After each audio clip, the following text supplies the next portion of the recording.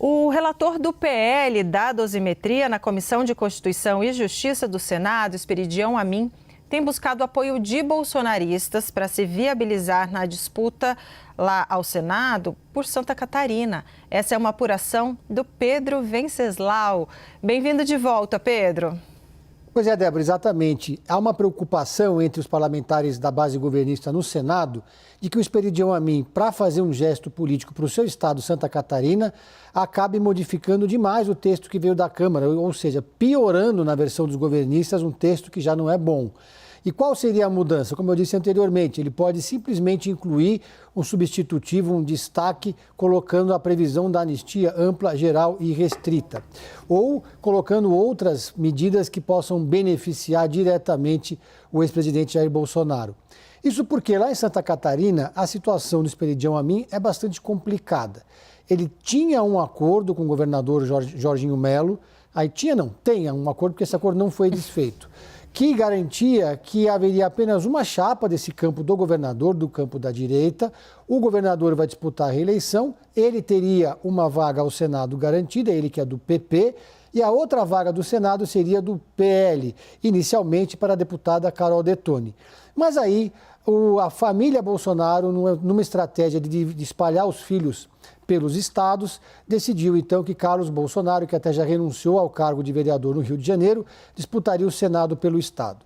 Carlos Bolsonaro, então, chegando em Santa Catarina, encontra um cenário bastante complicado, porque alguém teria que ceder um lugar na chapa.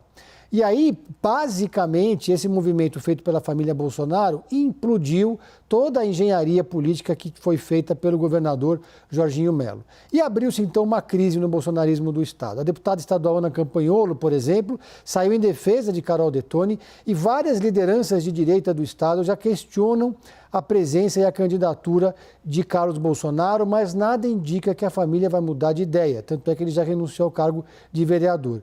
E no meio desse imbróglio todo, então, o senador Esperidião Amin, que é um quadro histórico da direita de Santa Catarina, se radicalizou de um tempo para cá e assumindo posições bolsonaristas, vem fazendo gestos e dando declarações para tentar se sintonizar com esse eleitor mais radicalizado de um estado onde há muitos bolsonaristas. É um estado majoritariamente bolsonarista, a esquerda tem dificuldade de conseguir eleger parlamentares no estado de Santa Catarina e, portanto, nesse contexto todo foi que o Esperidião Amin já saiu em defesa da anistia ampla, geral e restrita, sinalizando uma mudança radical no texto que veio da Câmara dos Deputados. Ele tem apoio para isso dos parlamentares do PL, mas a resistência é grande por parte dos parlamentares do Centrão. Ô Pedro, eu não sei se você tem essa informação, mas por que o Carlos Bolsonaro, filho do ex-presidente, por que ele vai disputar lá por Santa Catarina? Porque, olha, eu estava pensando, né? O Flávio Bolsonaro, que é senador pelo Rio de Janeiro, ele é candidato à presidência. Então, ele diz que não vai, que é irrevogável, que não vai desistir. Então, teoricamente, você tem uma vaga aberta ao Senado para um sobrenome Bolsonaro no Rio. Dois motivos, né? Primeiro, dificilmente dois Bolsonaros seriam eleitos senadores pelo Rio de Janeiro. A candidatura presidencial do Flávio Bolsonaro, a gente não sabe se ela vai durar até amanhã ou até fevereiro, porque ele mesmo diz que a candidatura tem um preço, há uma pressão enorme do Centrão para que ele desista dessa candidatura e muita gente no mundo político aposta que, na verdade, ele está criando uma situação ali para valorizar o passe da família, mas, na verdade, no frigir dos ovos, ele vai disputar mesmo a reeleição para senador no Rio de Janeiro. O plano inicial de Jair Bolsonaro era eleger Eduardo Bolsonaro pelo Senado por São Paulo, senador por São Paulo, Carlos Bolsonaro por Santa Catarina e Flávio Bolsonaro pelo Rio de Janeiro e Michele Bolsonaro pelo Distrito Federal. 4 Bolsonaros no Senado. Esse era o plano original, bastante ousado, de Jair Bolsonaro. A Michele é candidatíssima... Factível, né? Ousado e factível. Né? A Michele lidera nas pesquisas no Distrito Federal e é uma candidata competitiva.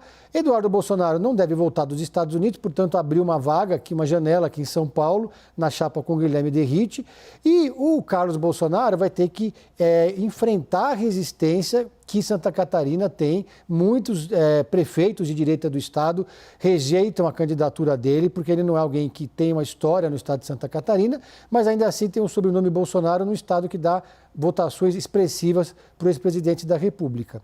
E aí, então, esse foi o quadro montado ali pela família Bolsonaro. Agora, resta saber qual vai ser o futuro político de Eduardo Bolsonaro nessa equação toda, se ele fica mesmo nos Estados Unidos, que é o cenário mais provável. Agora, em relação ao Flávio Bolsonaro, por outro lado, há uma ala da direita que acredita que essa candidatura é para valer sim, porque não tem a intenção de vencer a eleição, mas apenas de garantir o espólio da família, o controle sobre a franquia Bolsonaro, eleger uma boa bancada para o ano que vem. Só que aí o Flávio ficaria numa situação como essa sem mandato por 4 anos. Ficaria, como dizem na política, na chuva. Será que ele vai correr esse risco? Vai ficar sem foro privilegiado?